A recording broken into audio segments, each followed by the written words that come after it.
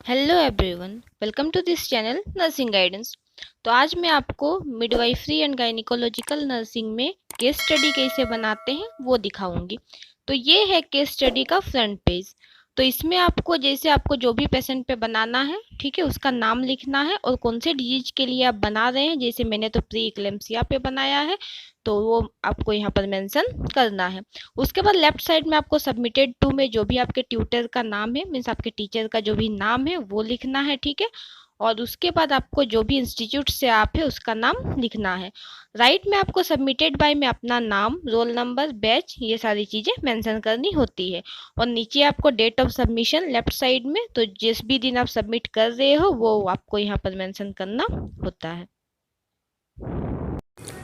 अब आगे हम लोग इंट्रोडक्शन देखेंगे, ठीक है। तो इंट्रोडक्शन में आपको पेशेंट के बारे में इंट्रोड्यूस कराना है, ठीक है, कि वो कब आई और किस कंडीशन में वो हॉस्पिटल में आई थी।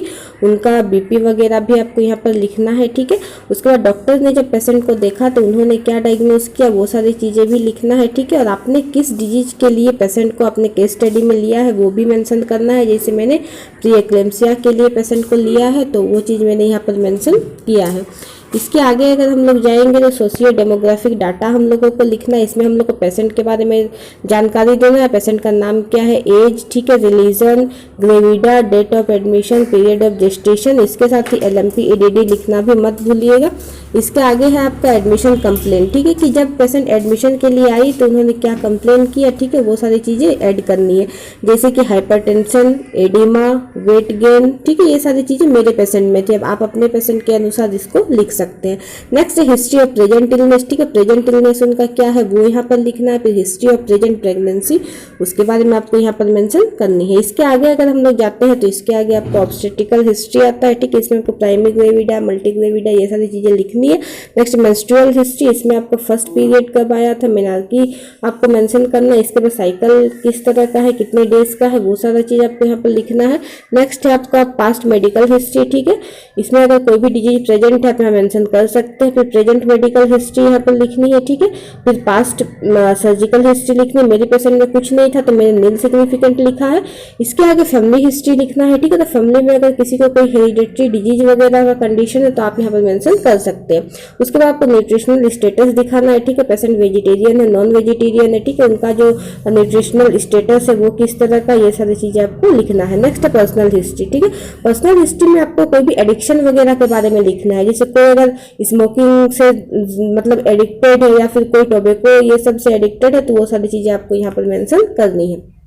इसके अगर आप आगे जाते हैं तो आपको फिजिकल एग्जामिनेशन में आपको जनरल अपीयरेंस लिखना है पेशेंट का, ठीक है, जैसे कि पेशेंट कॉन्शियस थी या फिर किस कंडीशन में आई थी, ठीक है। उसके आगे आपको पैरामीटर्स दिखाने हैं, तो इसमें आपको टेम्परेचर दिखाना है, पल्स, रेस्पिरेशन और ब्लड प्रेशर। इसमें पहले आपको नॉर्मल वैल्यूज लिखनी है, उसके बाद आपको पेशेंट में क्या वैल्यू मिली, ये सारी चीज़ें आपको यहाँ पर मेंशन करनी रहती है। इसके अगर हम आगे जाएंगे तो इसमें हम लोग एक एक ऑर्गन्स के बारे में, ठीक है, एक एक जो सिस्टम है उसके बारे में जानकारी देंगे, ठीक है। तो सबसे पहले जो हमारा है, ठीक है, तो वो है हमारा हेड एंड फेस, ठीक है, इसके बारे में आप बताइएगा उनका शेप कैसा है, ठीक है, किस तरह का है, पेशेंट में क्या पाया गया। आईज के बारे में लिखना है, ears and hearing, nose and sinuses, mouth and pharynx, neck, ठीक है, ये सारी चीज़ों के बारे में आपको लिखना है। इसके अगर आप आगे बढ़ेंगे तो यहाँ पर आपको इंटेग्यूमेट्री सिस्टम आएगा, ठीक है। इंटेग्यूमेट्री सिस्टम में आपका आता है नेल्स आता है, ठीक है, नेल्स आता है, हेयर्स आता है, स्किन आता है, ये सारी चीज़ें आती है, ठीक है। उसके बाद आपको रेस्पिरेटरी सिस्टम के बारे में लिखनी है। तो रेस्पिरेटरी सिस्टम में क्या होगा कि इसमें आपको किस तरह से लिखनी होगी, तो सबसे पहले तो आप इंस्पेक्शन करके देखेंगे, ठीक है, आपको क्या फाइंडिंग्स मिलती है, देन पाल्पेशन करके आप देखेंगे, उसके बाद आप ऑस्कल्टेशन करके देखेंगे। इसके आगे कार्डियोवास्कुलर सिस्टम में भी सेम, आप पहले इंस्पेक्शन करके देखेंगे, फिर पाल्पेशन, फिर ऑस्कल्टेशन, ठीक है। इसके बाद आपको ब्रेस्ट एंड एक्जिला भी देखना है, ठीक है, उसके बारे में आपको लिखना है। उसके आगे आपको जो गैस्ट्रोइंटेस्टिनल सिस्टम है, ठीक है, उसके बारे में आपको यहाँ पर लिखनी है। तो गैस्ट्रोइंटेस्टिनल सिस्टम में भी आप पहले इंस्पेक्शन करके देखेंगे, फिर पाल्पेशन, फिर ऑस्कल्टेशन। इसके आगे आपको मस्कुलो स्केलेटल सिस्टम के बारे में भी जानकारी देनी है। इसको आपको लिखने के बाद आपको जेनाइटो यूरिनरी सिस्टम के बारे में भी आपको बताना, तो इसमें भी आपको इंस्पेक्शन और पाल्पेशन करके देखना है, ठीक है। इसके आगे आपको रेक्टम एंड एनस के बारे में भी बताना है, ठीक है, क्योंकि आप केस स्टडी लिख रहे हैं तो आपको पूरा डिटेल्स में सब कुछ लिखना पड़ता है। इसके आगे आपका सेंट्रल नर्वस सिस्टम के बारे में लिखना है, ठीक है।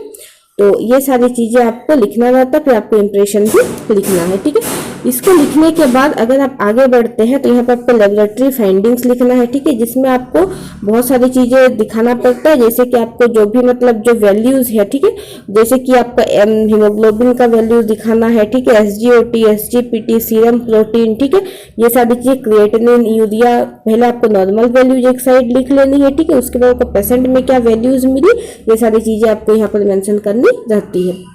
इसके अगर आप आगे बढ़िएगा तो यहाँ पे आपको डायग्नोसिस लिखनी है, ठीक है, तो यहाँ पे तो बस डायग्नोसिस के बारे में जानकारी आपको यहाँ पर देनी है, ठीक है।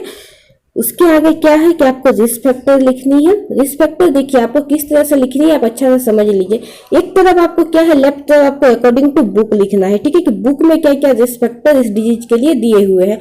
और नेक्स्ट तरफ आपको कॉज पर पेशेंट, ठीक है, पेशेंट में कौन कौन सा पाए गए हैं उसमें आपको टिक करना रहता है, ठीक है। इसके आगे इटियोलॉजी है, इटियोलॉजी में भी सेम आपको पहले अकॉर्डिंग टू बुक लिखना है, फिर आपको कॉज फॉर पेशेंट आपको यहाँ पर मेंशन करनी होती है। इसके अगर आप आगे बढ़ते हैं तो आपको पैथोफिजियोलॉजी लिखना है, जो भी डिजीज का आप बनाए हैं, ठीक है। तो पैथोफिजियोलॉजी में क्या है कि आपको पूरा प्रोसेसिंग दिखाना है, ठीक है, कि डिजीज आपका कैसे हुआ है, ठीक है, और जो साइन सिम्टम है वो आपका भी यहाँ पर आप मेंशन कर सकते हैं। जैसे मैंने प्री-एक्लेम्पसिया का, हाइपरटेंशन, प्रोटीनूरिया और एडिमा को यहाँ पर मेंशन किया है। इसके अगर आप आगे बढ़ते हैं, ठीक है, तो यहाँ पे आपको साइन सिम्टम्स लिखना है, ठीक है, जो भी आप डिजीज का बना रहे हैं। तो साइन सिम्टम में भी आपको लेफ्ट अकॉर्डिंग टू बुक और जो आपका सीन इन पेशेंट और जो आपको मिलेगा उसमें आपको टिक करना है। नेक्स्ट वहाँ पर तो डायग्नोसिस का बस डेफिनेशन था, ठीक है, बट यहाँ पे आपको डायग्नोसिस में पूरा दिखाना रहता है, ठीक है, कि डायग्नोसिस आपको क्या क्या मिला। तो इसमें आपको अकॉर्डिंग टू बुक और अकॉर्डिंग मतलब डन पर पेशेंट, ठीक है, अकॉर्डिंग टू बुक कौन कौन से डायग्नोसिस होने चाहिए, जैसे LFT, kidney function test, platelets, ठीक है, फिर आपका यूरिन एनालिसिस, ये सारी चीजें, और आपने पेशेंट पे कौन कौन सा किया, ये सारी चीजें आपको मेंशन करनी रहती है। यह तो डायग्नोसिस की बात होगी। इसके अगर आप आगे बढ़ते हैं तो आपको मेडिकल मैनेजमेंट, ठीक है, तो मेडिकल मैनेजमेंट में भी सेम, क्योंकि केस स्टडी इसी तरह से बनाया जाता है। तो पहले आपको अकॉर्डिंग टू बुक लिखना है कि क्या क्या मेडिकल मैनेजमेंट होनी चाहिए, कौन कौन सा आपके पेशेंट में हुआ, ठीक है, डन पर पेशेंट, ये सारी चीजें आपको इधर मेंशन करनी होती है। इसके बाद अगर आप मेडिकल मैनेजमेंट में आएंगे, थोड़ा आगे बढ़ेंगे, तो देखिए मेडिकल मैनेजमेंट में आपका ड्रग्स भी आती है कि कौन कौन सा ड्रग्स आपके पेशेंट में यूज हुआ है। तो कुछ जो मेडिसिन है, जो इंपॉर्टेंट मेडिसिन है उस डिजीज से रिलेटेड, वो सारी चीजों को आप मेंशन कर सकते हैं, ठीक है, और आप उसके बारे में पूरा लिख सकते हैं। Generic name, dose, route, frequency, action, nurses responsibility लिखना तो बिल्कुल भी मत भूलिएगा, क्योंकि बहुत ज्यादा इंपॉर्टेंट होती है, ठीक है। इसके अगर आप आगे बढ़ते हैं तो आपको ऑब्स्टेट्रिक मैनेजमेंट लिखना है, ठीक है, तो इसमें भी आपको अकॉर्डिंग टू बुक लिखना है, डन फॉर पेशेंट, ठीक है, ये करना है। इसके अगर आप आगे बढ़ते हैं तो जो सबसे इंपॉर्टेंट होता है हमारे कोई भी केस स्टडी में, वो होता है नर्सिंग मैनेजमेंट, ठीक है। तो आपको नर्सिंग मैनेजमेंट जो है ये आपको लिखना रहता है, ठीक है। तो नर्सिंग मैनेजमेंट में भी आपको सेम अकॉर्डिंग टू बुक और डन फॉर पेशेंट लिखना होता है, ठीक है। उसके आगे आपका नर्सिंग डायग्नोसिस, ठीक है, तो नर्सिंग डायग्नोसिस में क्या होता है कि आपका सबसे पहले तो आपको डायग्नोसिस लिखना है, तो आप कोशिश कीजिए कि आप उतने ही डायग्नोसिस लिखें जितने डायग्नोसिस का आप केयर प्लान बना सकते हैं, ठीक है। तो मैंने यहाँ पे जो इम्पोर्टेंट जो आपका 5 डायग्नोसिस है वो मैंने लिया है, ठीक है, और इससे रिलेटेड ही मैंने आगे केयर प्लान बनाया है। मैंने 5 का केयर प्लान बनाया था, बट यहाँ पर मैं 2 का ही केयर प्लान आपको दिखा रही हूँ, ठीक है। तो यहाँ पर मैंने केयर प्लान बनाया है। केयर प्लान बनाने तो आप लोगों को आता ही है। असेसमेंट पहले लिखना है, ठीक है, उसके बाद आपका नर्सिंग डायग्नोसिस, गोल, इंटरवेंशन, फिर इम्प्लीमेंटेशन विथ रेशनली, और लास्ट में आपका इवैल्यूएशन, ठीक है। तो ये आपको लिखना है, केयर प्लान बनाना है, ठीक है। जो भी आप डायग्नोसिस लिखे हुए हैं उस पर आपको केयर प्लान भी लिख के बताना है। उसके बाद आपका जो भी डिजीज है उससे रिलेटेड कॉम्प्लिकेशन को आपको मेंशन करना है। इसमें भी सेम जो बुक में दिया हुआ है उसको लेफ्ट तरफ, राइट में आपका पेशेंट में क्या क्या डेवलप हुआ था वो सारी चीजें, ठीक है। उसके बाद आपको डाइटरी मैनेजमेंट लिखना है, ठीक है, कि आप क्या क्या पेशेंट को एडवाइस किए हो, ठीक है।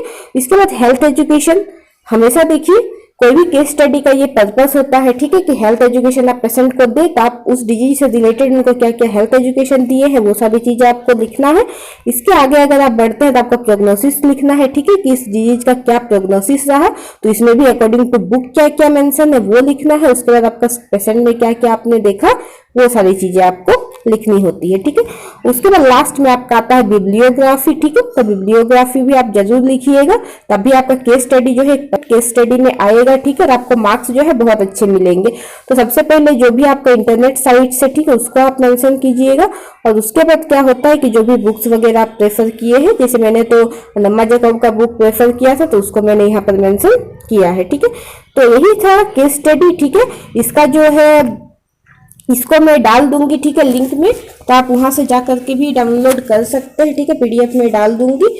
और आई होप कि आपको वीडियो से बहुत कुछ सीखने को मिला है। ऐसे ही इन्फॉर्मेटिव वीडियोस में लाते रहूंगी। मेरे चैनल को सब्सक्राइब जरूर करके रखिएगा, और कोई भी डाउट हो, ठीक है, तो मुझे कमेंट में जरूर बताइएगा।